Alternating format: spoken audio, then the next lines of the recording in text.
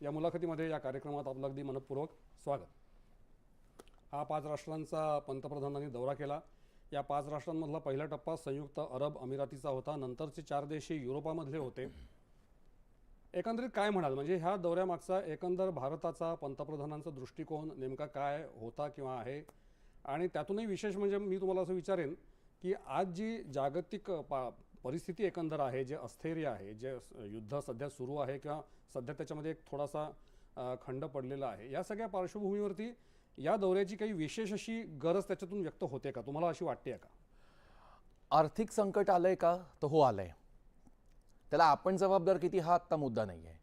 आणि आर्थिक संकट अशा पद्धतीने आलंय की राजानं मारलं तर जायचं कुठे. म्हणजे म्हणणं राजाने मारलं पावसाला झोडपलं. आता राजा म्हणजे कोण? शेवटी आजही महासत्ता अतिसत्ता अमेरिका आहे. बरोबर.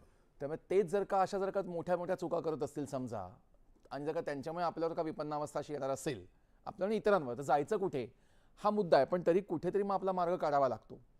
या पार्श्वभूमीवर सगळ्याच अंगाने, म्हणजे सामरिक अंगाने म्हणा, टेक्नॉलॉजी या अंगाने म्हणा, पर्यावरण स्थायी विकास या अंगाने म्हणा, किंवा एकंदर ऊर्जा या अंगाने म्हणा, सर्वच अंगाने विचार केला तर हा 5 देशांचा दौरा हा एक मोठा दौरा आणि महत्त्वाचा दौरा असं नक्की म्हणावं लागतं.